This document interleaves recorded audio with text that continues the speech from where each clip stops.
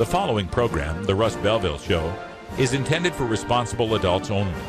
We advocate to the repeal of marijuana prohibition for adults. We discuss the science, culture, and controversy about America's marijuana laws. We do not advocate any illegal activity and encourage all listeners to learn their state and federal marijuana laws. Opinions and claims made by guests and advertisers on The Russ Belville Show are their own, and The Russ Belville Show cannot be held legally responsible for their validity or reliability. Viewer discretion is advised. You take a seed, you plant it, you grow it, you dry it, you roll it, you smoke it.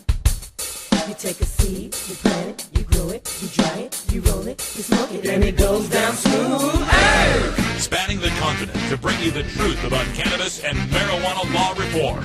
I smoke pot and I like it a lot. From the promise of legalization. And I think that we think if we criminalize our marijuana laws. To the agony of prohibition. One major responsibility is to encourage people to use less drugs. The Russ Belville Show, the voice of the marijuana nation. Yeah, I hear you had a question for me. Now, here's your host, Radical Russ Belville. All right, good day, tokers and tokettes. It is Friday, November 2nd, 2012, and it's got to be 420 somewhere in the world, and it's got to be 4 days until Election Day. Can you believe it? We are just 4 days away from legalizing marijuana in the United States of America, and we're going to bring it all to you live on Tuesday, November 6th, Marijuana Election Night, right here at RadicalRuss.com and theweedblog.com. We'll be coming to you from 4 p.m. Pacific to 10 p.m. Pacific as the polls close from East Coast to West Coast. Get the latest information on the marijuana election results right here at RadicalRuss.com. We'll have live reporters at the campaign headquarters of all the states that are voting on medical marijuana and marijuana legalization, including our news director, Carrie Gallagher, who'll be joining us from Denver, Colorado. Hello, Carrie. I'm so excited. I think Denver being the first state in that time zone before we get to the West Coast, I'm hoping will be the first one to legalize marijuana. Yeah, you'll have a 2-hour head start on us. So you'll have the distinction of being in the first legalized state in the world to legalize marijuana. How exciting is that? It's amazing. I can't wait. I hope it all turns out in our favor. But we'll be bringing you, regardless of all the turnouts, we'll be bringing it to you live on election night. So we should probably just go to bed now and rest up, right, Russ? Yeah, a lot of preparation work to do, I can tell you. Carrie's got our news headlines for us right after the first break. What's in the headlines today, Carrie? Today, I want to tell you about the opponents against that Arkansas medical marijuana measure. I'm going to tell you that they're getting sued. I'll tell you what that's all about. Also, we're going to talk. Let's see. I think we're not going to do the Detroit story. You have a Mexican story for us about the drug cartels. And also, I'm going to take you to Pittsburgh, where a police officer had some marijuana in their car. I'm going to tell you all about that and see if they'll get in trouble for that. All right. For Behind the Headlines today, we're going to take a look at what I am calling the No on I-502 pledge. I am challenging all opponents to Initiative 502 to take a very, very specific pledge. Then at 20 after, we've got our Rockin' Friday Daily Toker Tunes. Herb Thrasher will be dialing in. He's got some new music for us from Freedom Hawk. Then at half past the hour, I've got coverage of this morning's Oregon Measure 80 legalization press conference featuring women who have worked in law enforcement and our own friend Sarah Frank from Moms for Marijuana. Then at the end of the show, time for a little radical rant. Esquire has named its 2 great prohibitionists of 2012. You'll never believe who one of them is. Stick around. It's simply business. It's simply business. It's simply business, you know why they won't let us grow. It's simply business. We'll be right back after these messages from our 420 friendly sponsors. Support these advertisers because their ad money goes straight to the Russ Belville Show.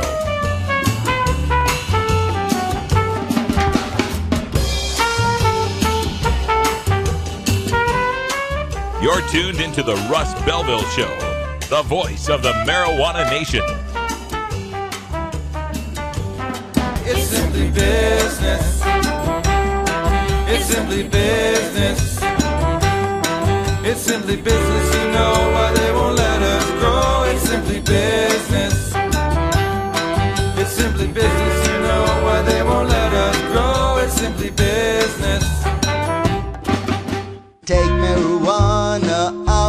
streets, put it in a store. We can make it harder for the teens to buy, sell it like a bottle of wine. Jobs for our people, money for schools. Who could ask for more? Strict regulation, fund education. Yes, on 64.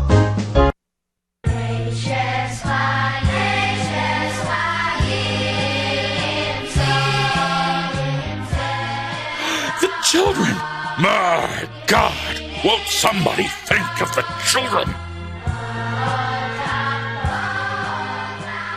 If we're locking up people that take a couple of puffs of marijuana and the next thing you know, they got 10 years, they've got mandatory sentences, and these judges just say, they throw up their hands and say, there's nothing we can do, it's mandatory sentences. We've got to take a look at what we're considering crimes. When the Reverend Pat Robertson from television's The 700 Club Criminalizing marijuana, criminalizing the possession of a few ounces of pot and that kind of thing, I mean, it's just... makes more sense on the marijuana issue than the president, the Congress, and the Supreme Court. It's costing us a fortune, and it's ruining young people. Young people go into prisons, they come out, they go in as youths, and they come out as hardened criminals, and that's not a good thing. You know we're winning.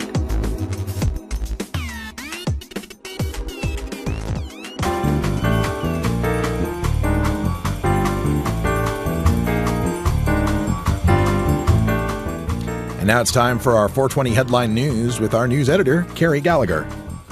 Thanks, Russ.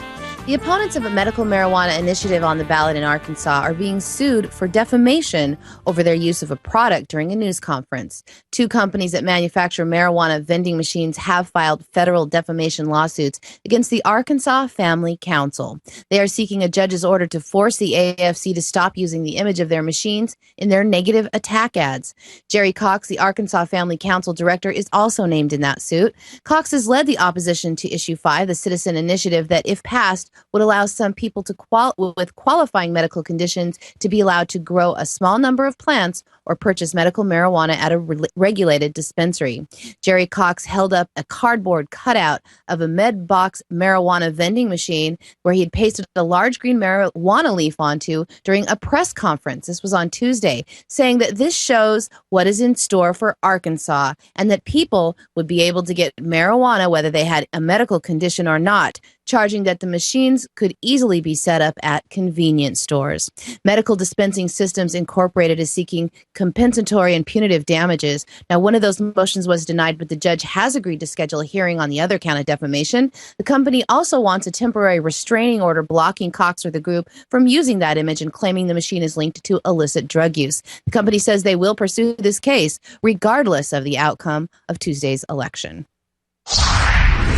Police in Pittsburgh are investigating how a bag of marijuana ended up in an unmarked police car after it was in a private shop being detailed through a city contract. The unmarked police car was issued to the Bureau's top narcotics supervisor, Commander Cheryl Doubts, after a detective left her car overnight in the care of the private cleaning company that the police have not yet named. Before dropping the car off, Detective Covington had removed Commander Doubts' personal items and placed loose compact discs in the console. The detective said that is how he knew there was no marijuana in the console when he dropped it off. When the detective, along with Sergeant Tracy, picked up the car on October 4th, however, they found a baggie of marijuana in that console. Commander Doubt's direct supervisor, Assistant George Trotsky, said he did not believe the drugs belonged to her or any other police officer. He also speculated that maybe someone knew the vehicle belonged to the police bureau, possibly left the marijuana in an effort to be funny, but instead created a situation that could have cost someone a job. He said that anyone detailing the car would not have known that it was the commander's, but it would have known that it belonged to a Pittsburgh police narcotics officer. As a commander, she's one of the most powerful officers in the Bureau, outranked only by the 5 chiefs. She has not discussed the specifics of the situation, but the supervisor says if nothing else, it's going to change the way they interact with private companies. Thank you, Carrie. And news now from the Mexican Institute for Competitiveness, which has issued a report claiming that the legalization of marijuana in Washington, Oregon, or Colorado could cost Mexican drug trafficking cartels up to 30% of their profits and reduce American marijuana prices by half. The report contends that 40% to 67% of American demand for marijuana is sated by Mexican marijuana that is relatively low in THC content. Marijuana is a $2 billion business to the Mexican cartels, second only to the $2.4 billion made from cocaine. The report states that the creation of a legal cannabis market in the United States has the potential to displace the Mexican marijuana traffic. Given that Americans produce higher quality marijuana than Mexicans, and that production in and distribution from an American state will be far cheaper than the distance and security risks of bringing it across the U.S.-Mexico border, the cost of American marijuana could be up to half that of Mexican marijuana. The results of even one state legalizing would be devastating to the Mexican cartels. Legalization in Washington or Colorado would cut into about 23% of the Mexican cartel's profits. Oregon's Measure 80, which is far more liberal than Washington and Colorado's initiative, would cut into 30% of their profits. Seedy, low-potency Mexican marijuana just cannot compete with high-potency American sinsemilla when prohibition controls are removed.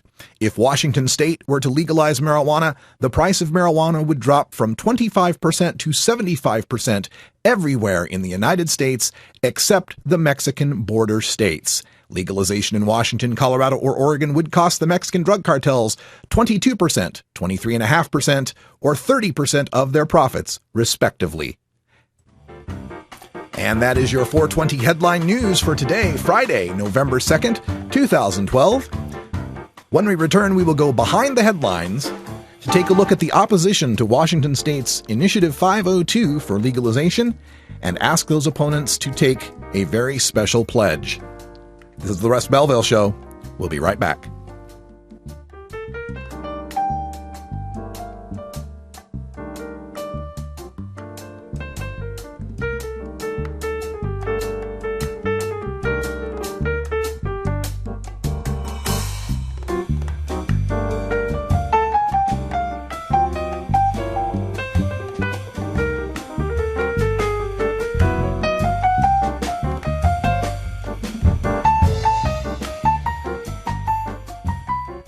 We're not looking to end beer summits at the White House, or change the way people behave on the campaign trail. We just believe adults, in the privacy of their homes, should be allowed to use marijuana instead of alcohol if that's what they prefer. 40 years ago, our government launched an irrational war on marijuana for reasons unrelated to the actual and limited harms of the substance. It's time for a more sensible approach. It's time to regulate marijuana. Paid for by the Campaign to Regulate Marijuana Like. And now, a message from former President George W. Bush to remind the American people of our responsibility in our nation's war on certain American citizens using non-pharmaceutical, non-alcoholic, tobacco-free drugs. One major responsibility is to encourage people to use less drugs. That's right, America, use less drugs. Put down the Prozac, the Vioxx, and the Levitra, and turn to the herb. Use less drugs. Our national policy is no longer just say no, it's now just slow down. You get me too high. I overanalyze if you've ever been too high. Welcome back, everyone. It's 14 after the hour, and for today's Behind the Headlines segment, I was just reminded this morning of a great scene in a Quentin Tarantino movie that's called Inglourious Bastards. And there's a character there, the Nazi hunter, who's portrayed by Brad Pitt. His name's Lieutenant Aldo Raine. And there's a scene where he's using his knife, his Bowie knife, to carve a swastika scar into the forehead of the Nazi, Colonel Hans Landa, that he was releasing. And his reasoning was basically that Landa had made this deal and would be able to go retire and live in relative splendor and riches. And when he did so, he was going to be able to take off his SS Nazi uniform, and no one would ever know how much he contributed to the death and destruction that was brought about by Hitler and the Nazi regime. And so that's what Aldo Raine would do, is carve a swastika in the forehead of all the Nazis that he caught, so that for the rest of their lives, they would have that swastika scar, because he just could not abide by the notion of him taking off the uniform and not having to answer for all that death and destruction. So I was thinking about that today as I was reading an Esquire piece on that great prohibitionist, Steve Sarich of Canacare. Here he is pouring time and money into being the only organized opposition to marijuana legalization, proudly sporting that red No on I-502 t-shirt, and come November 7th, after I-502 wins, he'll be able to take off that t-shirt. And come December 6th, should the state license commercial marijuana take off, he could not only walk into any of the newly legal weed stores to purchase legal marijuana, he could try to become a state licensed grower, processor, or retailer to make money off I-502. Now look, I don't mean to equate opposition to 502 to the abominations of Nazi Germany. And I also don't think it's a good policy to carve swastikas into people's foreheads for later identification. However, I do think that all the people who smoke pot and have been so vocal about defeating I-502 owe the rest of us healthy pot smokers a pledge to put their money where their mouth is. So to Steve Sarich, Steve Elliott, Philip Doughty, Doug Hyatt, Jeff Steinborn, Carrie Boyder, Anthony Martinelli, and all the various commenters who show up on every blog piece about I-502 to spew their prohibition-supporting rhetoric, I call on all of them to take the No on I-502 pledge. So if you're listening to me now and you're going to vote against legalization, if you're going to vote the same way as the drugs are, raise your right hand and repeat after me. Whereas the passage of Initiative 502 in Washington state to legalize an ounce of marijuana and institute state licensed commercial marijuana operations is, quote, bad law and will not pass. Whereas the passage of I-502 will, quote, throw patients under the bus. And whereas the passage of I-502 is, quote, not true legalization, I state your name, do solemnly swear or affirm that I will take no profit from Initiative 502 when it passes on November 6, 2012. I will never enter a Washington state licensed recreational marijuana store. I will never become a state licensed grower, processor, or retailer of recreational marijuana. I will never write a review for a newspaper for a Washington state licensed recreational marijuana store. I will never smoke any marijuana that came from a Washington state licensed grower, processor, or retailer. And if I am ever in an encounter with law enforcement and I have less than an ounce of marijuana in my possession, I will donate what would have been the misdemeanor fine to charity, and what would have been the 24-hour mandatory minimum jail stay I will perform as hours of community service. Now, to be fair, I'm sure they'll want some sort of return pledge from us to cover all that devastation that's going to be wrought because of the per se DUID standard. So, all you pro I-502 voters, raise your right hand and take the yes on I-502 pledge. Whereas the passage of Initiative 502 in Washington state to legalize an ounce of marijuana and institute state-licensed commercial marijuana operations has made a concession on marijuana-impaired driving that's not consistent with actual impairment. Whereas some medical marijuana patients fear I-502 will mean the end of their driving privileges. Whereas marijuana prohibition has to end somewhere, and I-502 is our best hope to date to do that, I, state your name, do solemnly swear or affirm that I will, for 1 month, chauffeur any marijuana consumer convicted of a 5 nanogram per se DUID. I will also pay the court costs and attorney fees of any marijuana consumer convicted of a 5 nanogram per se DUID. However, to prove the marijuana consumer would not have been convicted of a DUID anyway without 502, the marijuana consumer must provide evidence of a Washingtonian who was acquitted of a DUID with the same nanogram per milliliter reading entered into trial evidence before I-502. Furthermore, for every marijuana consumer who beats a DUID charge when they have less than 5 nanograms THC in their blood, we subtract 1 day from the chauffeur duties penalty. There you go. That's the pledge. It's up on my blog at radicalruss.com. Take the No on I-502 pledge. Put your money where your mouth is. If you really believe this is going to be the end of medical marijuana as we know it, it's going to lead to devastation, it's going to lead to patients being thrown under the bus, put your money where your mouth is and commit right now that you will not take a single dime of profit in any way whatsoever from the commercial marijuana industry that is set up after I-502. You cannot, in good conscience, be a part of that. You cannot in any way make money from that without being the biggest hypocrite on the planet. But then again, you're calling yourself supporters of legalization and you're voting against legalization. That ship's already sailed. Yeah, I'm riled up today, folks. Stick around, it's going to get better. We got some video coming up from Measure 80, their press conference today. We've also got a radical rant on Steve Sarich, one of those prohibitionists who needs to take the pledge. We'll be right back. Oh, have you ever met that funny reefer man? A reefer man. Have you ever met that funny reefer man? A reefer man. If he said he swam to China, he would sell you South Carolina. Then you know you're talking to that reefer man.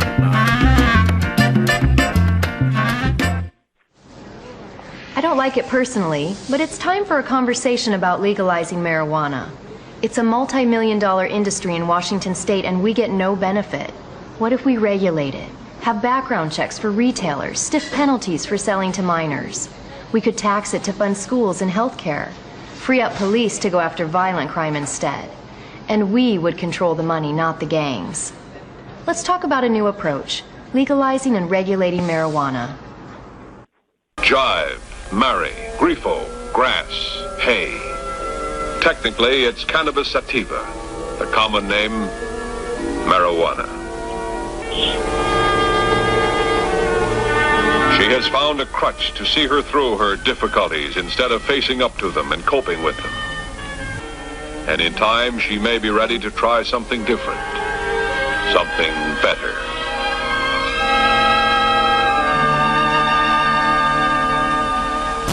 Gateway theory doesn't work. It's a reality.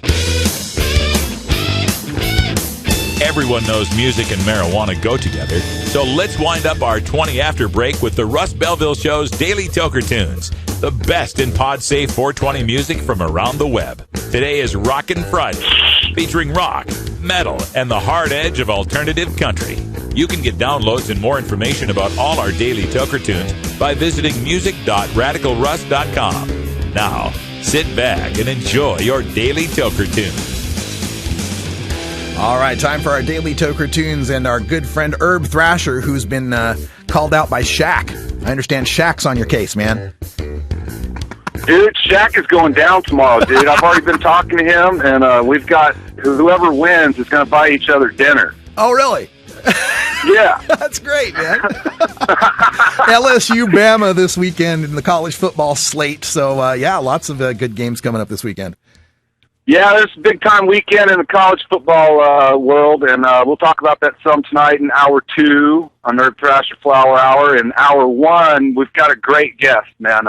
We've had Mark Hunter from Chimera on before about a year ago, and somehow he's been able to keep his band going with all the defections. We're going to find out how he's been able to do this, find out about their new stuff coming out next year, and we're going to talk to him about this whole Washington, Colorado, and Oregon thing coming at it from an outside the cannabis community kind of person. He's real into politics and just smart like that, well-read, so he'll be a great person to talk to. All right, check that out tonight. Friday nights, we have Herb Thrasher Flower Hour, 8 o'clock to 10 o'clock Pacific time. We got the best in rock and metal and interviews and all sorts of cool stuff. So we'll be here tonight. It'll be a good time.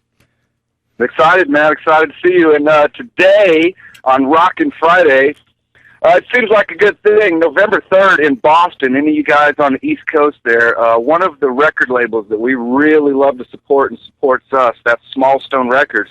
They have a Boston showcase tomorrow night, and basically it's about 10 bands, and all the bands are Small Stone Record bands, and so they're going to be premiering their bands, and there's some great bands playing that we play all the time, like Freedom Hawk and Lord Fowl and Infernal Overdrive, and so just some great stuff. And so on that note, we thought Freedom Hawk would be a good band to bring in. They're playing tomorrow night. I think they have the 8 p.m. set.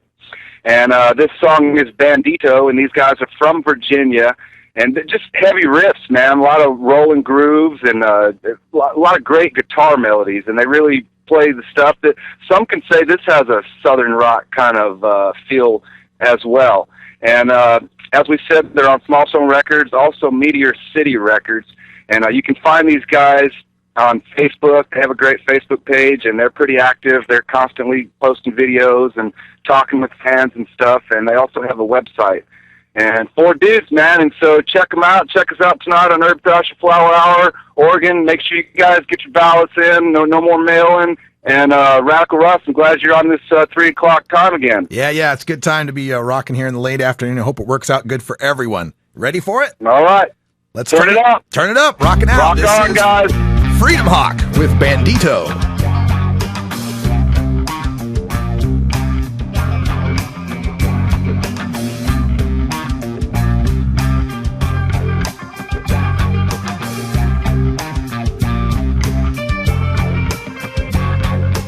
Driving down that long road,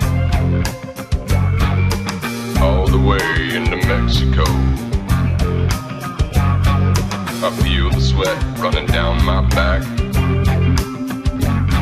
The smell alone will give you a heart attack. Nothing to do, take off my shoes and let the wind blow. Glance back in the mirror,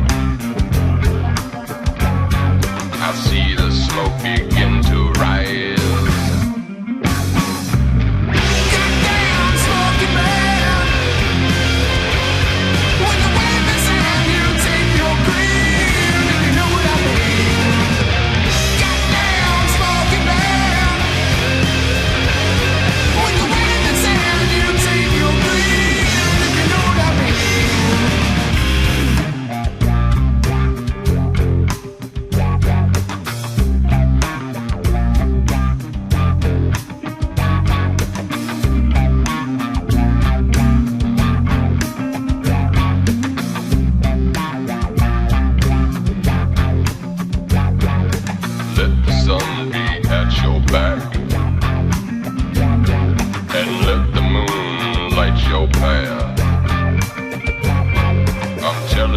You better watch your back,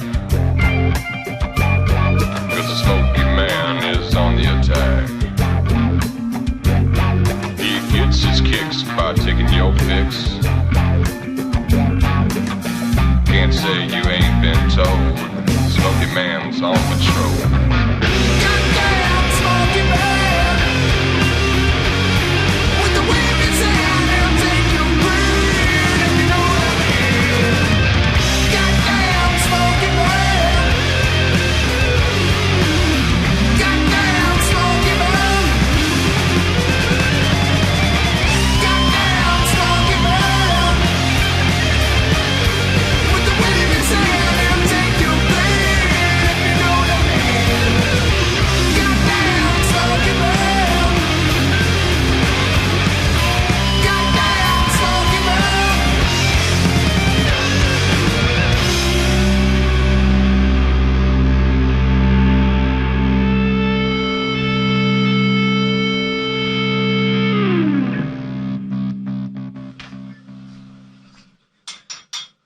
Honey, our ballots came in the mail today. I can't wait to cast my vote for Measure 80.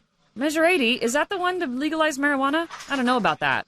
Why not? Marijuana is far safer than alcohol. I know that, but I worry about kids smoking pot. It's easier for kids to buy pot than beer because clerks check for proper ID. Sure, but what about stoned drivers? We've had medical marijuana for 14 years, and yet our traffic safety stats are better now than before medical marijuana. Okay, but what about people coming in stoned to work? Come on now, honey. Oregon's workplaces are safer than ever, and we have over 50,000 medical marijuana patients. Nothing about Measure 80 prevents employers from maintaining drug-free workplaces. I know change is scary, but Oregon really needs jobs and tax revenue, and Measure 80 will provide them. Okay, safer for kids and tax revenue for our state? Makes sense to me. I'm voting yes on Measure 80. Paid for by Oregonians for Law Reform, OregonLawReform.com.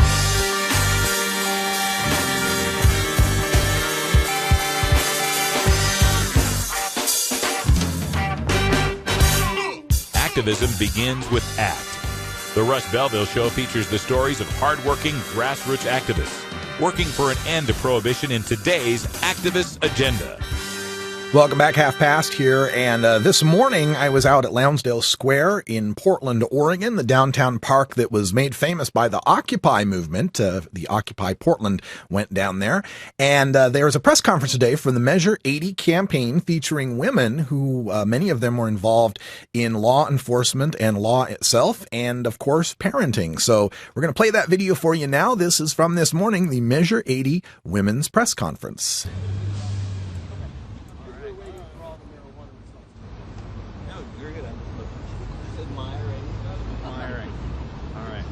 Thank you guys for being here this morning. Very much appreciate you coming out. The purpose of this morning's press conference and event is really to talk about the impact that Measure 80, which would regulate and tax marijuana similar to how we manage and regulate liquor in the state of Oregon, would not only benefit the state of Oregon, make our communities safer and our kids safer, but according to a new study that came out yesterday by a leading think tank, would actually take a massive bite out of the profits of Mexico's very, very dangerous, very deadly drug cartels. So today we have a collection of former public safety professionals, law enforcement officers, probation and corrections officers. I have a statement that I'll be reading a little bit later from a 23-year veteran of the Milwaukee Police Department about his point of view on the importance of ending prohibition of marijuana. So we'll hear from each of the speakers about their point of view. Why is it so important as a mother, as a law enforcement professional, as an Oregonian to support Measure 80 and to end marijuana prohibition here in the state of Oregon. So here joining us today we have Ann Whitty, who is a practicing attorney, a criminal defense attorney, and a member of the Oregon Criminal Defense Lawyers Association. We have Sarah Frank. Sarah is the founder of Moms for Marijuana International, an advocacy group of mothers concerned about the damage prohibition has done to our society. Behind me, we have Madeline Martinez. Madeline is representing Law Enforcement Against Prohibition and Oregon NORML as well, and is a former corrections guard in a women's maximum security prison in California. And then we have Casey Hansen, who's a former police officer from Lawrence, Kansas, and for identification purposes is the chair of the Multnomah County Democratic Party. So with that, I'm going to hand it over to Casey to start us off, and then we'll go from there. Thank you, Roy. I'm just going to be extremely brief. My law enforcement career in Lawrence, Kansas was short as about 6 years, and then I moved out to Oregon and worked for the Forest Service, where I was also level 2 law enforcement, but not a full-time cop. In my experience in Lawrence, I was on the University of Kansas, and there was use of marijuana and there was use of alcohol. And my experience there, both substances being used illegally by students up there at the time, was I saw some devastating impacts of alcohol use. I saw at least 2 young students, 19, 18 years old, disable themselves for their entire lives from activities with alcohol. I saw none such with marijuana. I think what we need to remember is that this is a health issue, not a law enforcement issue, and it shouldn't be a law enforcement issue. From a personal perspective, I think we also need to remember that this cycle of the drug war, 30 years of the drug war, has not produced a drug-free society by any means. What's produced is individuals that have had records that gives them a lifelong stigma, from the minimum that they can't get a driver's license to not being able to get jobs. Also, it disproportionately affects communities of color. More women, more members of the communities of color are convicted and incarcerated for drug crime than any other across the nation. This has to be addressed. It is disproportionate. It's not fair to our entire community. So with that, I just go ahead and like to turn it over. Thank you. All right. Next, we're going to hear from Ann Whitty, who is a practicing attorney here in the state of Oregon. Ann? I've been defending Washingtonians and Oregonians charged with marijuana offenses since 1974. And I haven't seen it get any markedly better or any markedly worse as far as the penalties go. People are going to prison for it. I had a client go to get a 2-year sentence last year. And the other thing is, people say, well, less than an ounce, who needs that? You could have that much. But if you're convicted of less than an ounce, you will lose your driver's license. If you lose your driver's license, you will likely lose your job. It's possible that you will. You may lose your job without being convicted if you don't pass a drug test. This law, this war on drugs, is a war on Oregonians and Washingtonians, on U.S. citizens who use marijuana and don't harm anybody by it and are being significantly punished day after day after day right in that courthouse across from us and the courthouse behind us.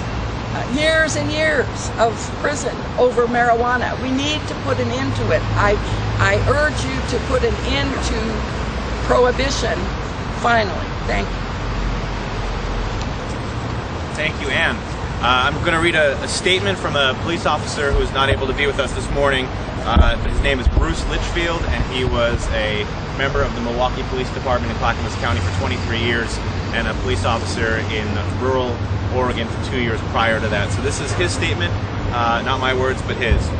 A couple of years ago, I retired after more than 25 years as a police officer. Much of that time was spent with the Metropolitan Police Department, but I also spent the early part of my career with a couple of departments in rural Oregon. Over the years, I have met many, many people. I have seen people under the influence of a lot of things: alcohol, prescription pills, hard drugs like meth and heroin. But at no point in my quarter century as a cop did I think that marijuana use posed a serious threat to our community. I've never smoked marijuana, and when it does become legal, I don't plan to start. I have never had any interest, but I know a lot of adults who do choose to consume marijuana, and I don't call them criminals. I call them my neighbors, my family members, my friends. Almost everyone I know who chooses to use marijuana does so because they enjoy it, in the way I enjoy a good craft beer. The people I know who consume marijuana do so responsibly. The reality is, there will always be a small subset of people who abuse what others may choose to use responsibly. I've seen it with illegal and more often legal drugs, sleeping pills, pain pills, alcohol. If we're worried about abuse, we should regulate marijuana and tax it, and use the tax revenue to help pay for drug and alcohol treatment programs, and that's what Measure 80 does. That's why I've decided to vote yes on Measure 80. 7% of the tax revenues from the sale of licensed marijuana will go to fund existing drug and alcohol treatment programs in Oregon. And most of the tax revenues, 90%, will go to fund our schools and other general fund obligations. Measure 80 isn't perfect, but I've never gotten to vote for something perfect in the almost 40 years I've been a voter. Measure 80 is, however, sensible and practical. It takes the approach we've developed over decades of regulating liquor and applies it to marijuana. It's easy to understand and would definitely be more effective than what we are doing now. I know I'm not alone as a law enforcement officer supporting Measure 80. Most cops became cops to protect our communities, to go after the predators that threaten our kids and our lives. Regulating and taxing marijuana benefits the police because it allows us to focus on real public safety priorities. When adults can buy marijuana at state licensed stores, I see that action putting drug dealers and cartels out of business. They won't be able to compete with safe, convenient, market-priced marijuana. And just like home brewers, people will be able to grow for themselves. But they'll be more likely to go to the corner cannabis shop, show their identification, and buy the brand they prefer. I heard about a poll this year that said 2 in 3 Americans agree that the war on marijuana has failed. Well, I'm part of that 67%. Prohibition hasn't yet and won't ever work. It only wastes our already limited financial resources and ruins the lives of otherwise peaceful, contributing, law-abiding Oregonians. It's time for a new path for Oregon, regulating and taxing marijuana like liquor. Measure 80 is the way forward. Again, that's a statement from Bruce Litchfield of Clackamas County, Oregon. And with that, I'm going to bring up Madeline Martinez, who is here representing the national advocacy group Law Enforcement Against Prohibition. Thank you. LEAP is made up of current and former members of law enforcement and the criminal justice communities who are speaking out about the failures of our existing drug policies. These policies have failed and continue to fail to effectively address the problems of drug abuse, especially the problem of juvenile drug use and the problems of addiction and the problems of the crime caused by the existence of the criminal black market in drugs. My decade in service in the criminal justice system with the Department of Corrections, California Department of Corrections, taught me that resources are dangerously overburdened. Cannabis prohibition adds to that burden and is a growing public safety concern because it redirects vital resources away from violent crimes, murder, sexual attack, child abuse, and other serious and dangerous public safety issues by wasting valuable time investigating and arresting otherwise law-abiding citizens. Measure 80 protects our most valuable treasures, our children, by the creation of a responsibly regulated system of safe access to cannabis, removes the drug dealer from the equation, and and the reason for that is because drug dealers, they don't ask for ID, and they don't just sell marijuana. They sell a number of different drugs, and we'd like to keep our children safe. Please vote yes on Measure 80 to protect our children, grow Oregon's economy, and because prohibition is just plain unpatriotic. We have neglected our infrastructure in our state, in our country, and we need to utilize our resources, our revenue, more effectively by protecting our community in all areas of public safety. Thank you. Thank you. That was Madeline Martinez representing Law Enforcement Against Prohibition, LEAP. The website is www.leap.cc. And last, we're going to hear from Sarah Frank, who's the founder of the national group Moms for Marijuana. Sarah, you can share a few words with us. Thank you. I wrote it down so I don't just ramble this time. Regardless of current laws, marijuana is bought and sold daily to be used by adults all over the state of Oregon. The money from these sales is not taxed and it does not contribute to our society. Oftentimes, the stability of good parents is put into question and families are torn apart, all because of marijuana use. While at the same time, other parents can freely consume legal drugs like alcohol. Everyone always asks, what about the children? Right now, it is easier for those underage to get marijuana than it is for them to get alcohol and tobacco because under a regulated system, cashiers are required to ask for identification and verify age before selling these drugs. Drug dealers on the black market do not ask for ID, and access to marijuana also means access to harder and more dangerous drugs like methamphetamine and ecstasy. Despite how easy some people think it is to get a medical marijuana card, if you are not lucky enough to be in extreme pain or to be fighting for your life, you can't get one. The current laws make it extremely difficult. There are not thousands of recreational users masquerading as medical patients just to get high. That's what they're using the black market for. And despite being the first state to decriminalize marijuana, Oregon residents who choose marijuana over alcohol still face penalties and fines. These taxpayer dollars and our community law enforcement resources still go to prosecute these nonviolent offenders. And oftentimes these nonviolent offenders are our children, leaving them with a record that can impact their entire lives. In every war there are victims, and the victims of the war on marijuana are not only those who are unjustly persecuted for a harmless plant. They're not just those who face losing their jobs because of a drug charge or a dirty urine test. These victims are also the families and the loved ones of these so-called criminals. Marijuana users are our friends and our family. They are also often somebody's mommy or daddy, but every single one of them is somebody's child. The war on marijuana is tearing our families apart, and it's time that we do something about this. With the passage of Measure 80, marijuana sales will be regulated, and adults will have legal access to marijuana, making the black market obsolete and replacing marijuana dealers with cashiers and bartenders who, just as with alcohol sales, are required to ask for ID. Let's not forget the jobs and the new products and the revenue that will help our economy.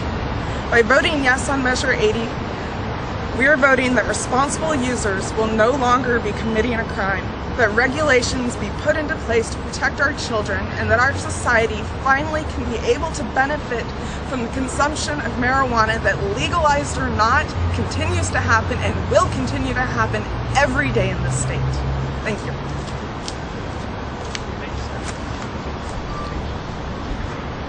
So to conclude, Measure 80 is an opportunity for Oregonians to take a leadership role in this nation, to demonstrate that the war on marijuana has been a war on Americans, a war on people of color, a war on the poor.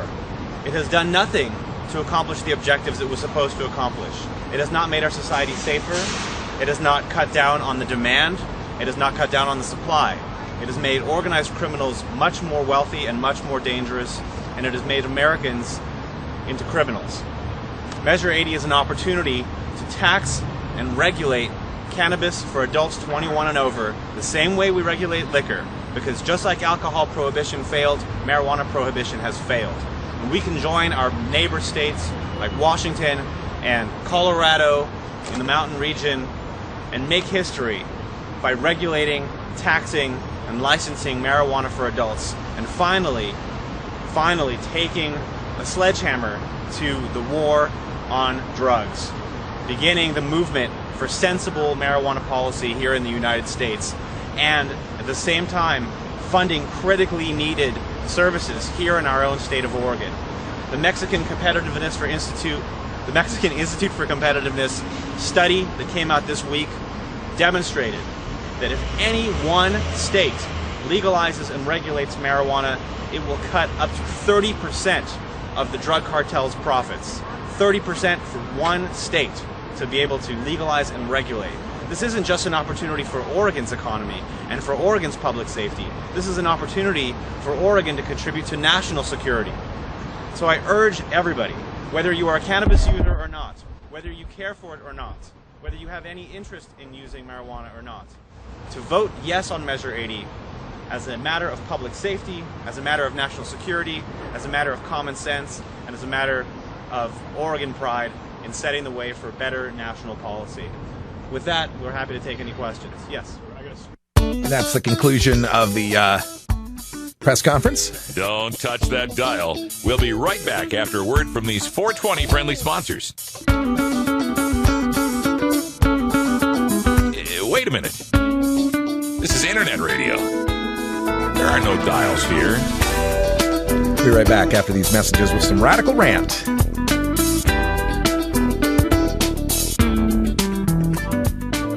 Kids and marijuana. It's something every parent worries about. With Measure 80 on the ballot, many parents are worried about what message legalized marijuana would send to their children. While legalization seems scary, our experience with alcohol and tobacco show that regulation and education, not prohibition, are what best protect our children. Today, fewer teens drink alcohol or smoke cigarettes than when we were growing up. And that's because we passed strict ID carding regulations, put beer and cigarettes out of kids' reach, and educated them about the real harms of smoking and drinking. In fact, teen smoking and drinking are at their lowest recorded levels ever, and we didn't arrest any adults for cigarettes and beer to accomplish that. Kids consistently say that beer is harder to buy than pot. After Measure 80, marijuana is treated like alcohol. You have to be 21, you have to show ID, and you have to go to an adults-only store. The message we send to kids today is just say no, and it just doesn't work. Let's send the message that marijuana is for adults, and someday they can make that decision for themselves. Vote yes on Measure 80. Hey, how's it going? My name's Will. I don't work at a used record store. I don't own an iguana, although I'm sure they make great pets. I don't have dreadlocks or play the acoustic guitar. I can remember quite well, thank you, and no, I don't constantly have the munchies. When 420 comes around, I've still got 40 minutes of work left. I've never hit a girl on a bike with my car or shot my friend with a shotgun. I've never had to apologize for letting a girl I was watching drown in a pool while I was getting high because, duh, I wouldn't be getting high if I was around children. I'm a regular guy who works regular jobs, just like the majority of all Americans who use marijuana occasionally and responsibly. My name is Will, and I'm normal. You want answers? I'm as mad as hell, and I'm not going to take this anymore! You want answers? You have offended my family. I think I'm entitled. You want answers? I want the truth! And you have offended Shaolin Temple. You can't handle the truth! Surely you can't be serious. I am serious. And don't call me Shirley. Radical rant. Esquire magazine's politics blog has a post entitled, Introducing the Great Marijuana Prohibitionists of 2012. To begin, author John H. Richardson profiles one of the most reefer-mad non-pot smokers in America, Paul Chabot. This rehab industrial complex flack believes such war on drugs tropes like, the end stage is legalization of every drug under the sun and eventually prostitution. Don't know how we jumped from legalizing pot to legalizing prostitution, but as far as the other drugs go, less than 10% of voters support legalizing drugs other than marijuana. I think the top is like ecstasy is like an 8%, cocaine's like a 7%, and the more you look down the list, I think heroin's like a 2%, right? Now, might some drug people on our side be supporting ending the prohibition of all drugs? You betcha. But saying that all drugs should be legal is a big spectrum that ranges from aspirin to morphine. Okay, so we can talk about that later. What we're talking about right now is marijuana. Paul Chabot also believes only 0.7% of people are actually in prison for marijuana possession. 0.7%. Well, Esquire notes that out of our 2.6 million prison population, 0.7% equates to over 15,000 people in prison for marijuana possession, according to Paul Chabot. He also says, the marijuana I was smoking, which I have to assume was the 1980s based on his age, was 1 to 3% THC.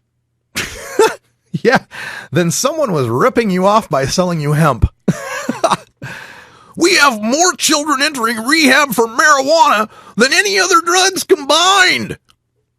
Yeah, because when you catch a kid with weed, you sentence them to rehab.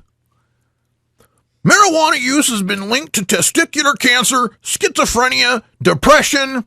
No, and no. Marijuana smokers have less cancer risk. Schizophrenia rates have remained steady even as pot smoking has increased, and many people are using marijuana to treat depression. Well, the truth is you cannot test the percentage level for THC for driving behind the wheel. Wrong. Police test for active THC blood levels in every state in the United States.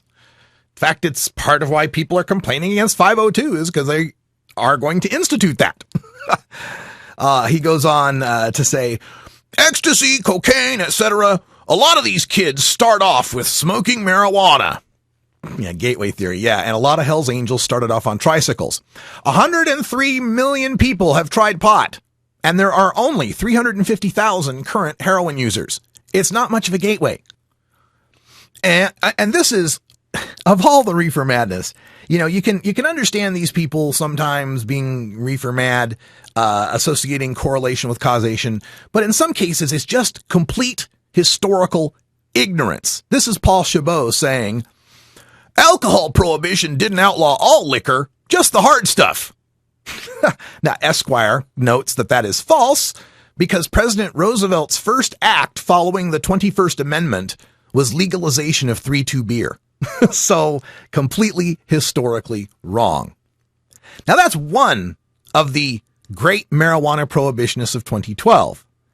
In the Esquire piece, John H. Richardson then profiles great prohibitionist number 2, one of the most reefer-mad pot smokers in America, No on I-502 campaign director Steve Sarich. This medical marijuana industry flack believes such stoners against legalization tropes as, it will be the end of the Fourth Amendment. A police officer can file an affidavit that he believes you're stoned and he can take your blood. Which the police officer can do now. And Sarich fails to include also seeing any indication of impairment in that sentence.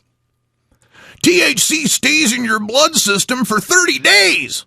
Completely false. Inactive THC metabolites might stay in your system for 30 days, but active THC in blood is well below 5 nanograms hours after smoking.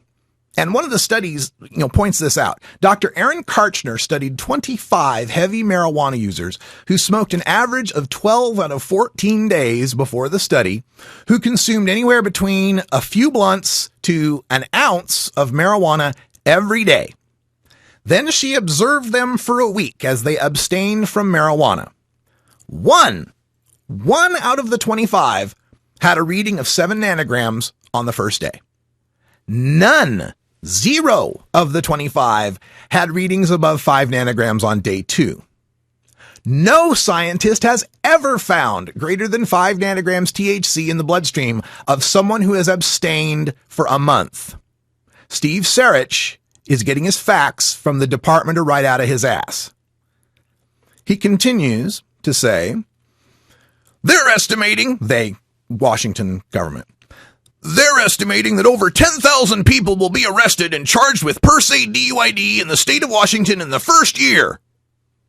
10,000, really. There were about 37,000 DUIDs total in Washington state in the last year of data, and that includes alcohol DUIDs.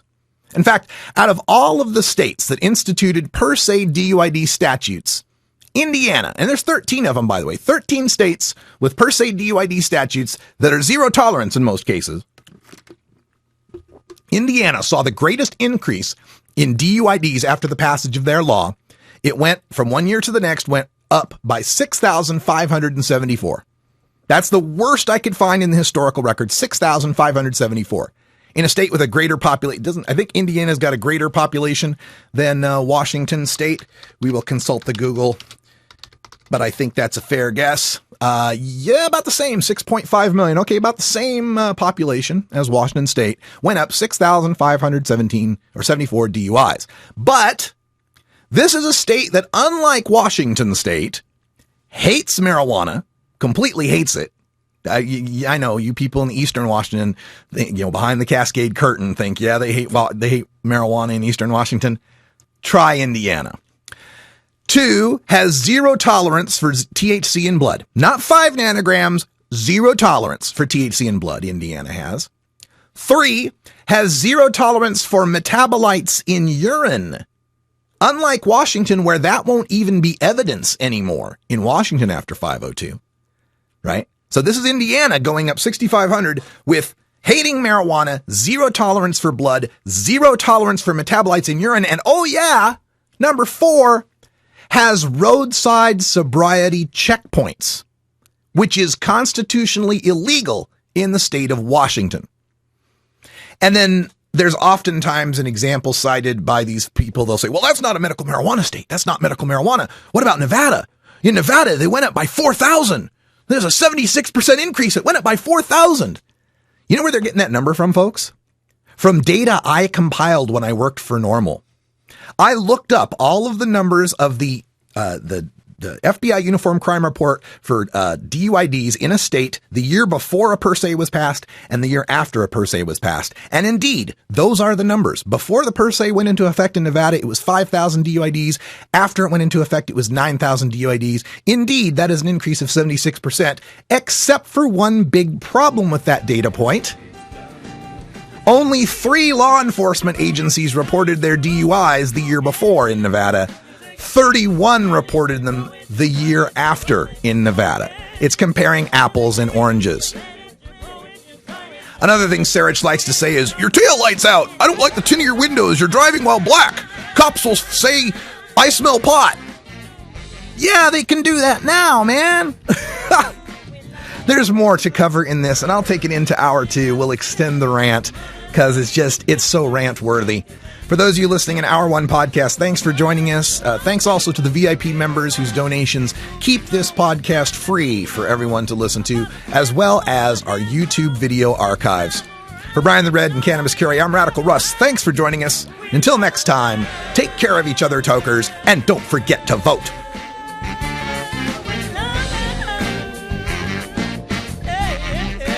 This is the Russ Belville Show. The Russ Belville Show is blogging and podcasting daily at radicalruss.com. You plant it, you grow it, you dry it, you roll it, you smoke it. You take a seed, you plant it, you grow it, you dry it, you roll it, you smoke it.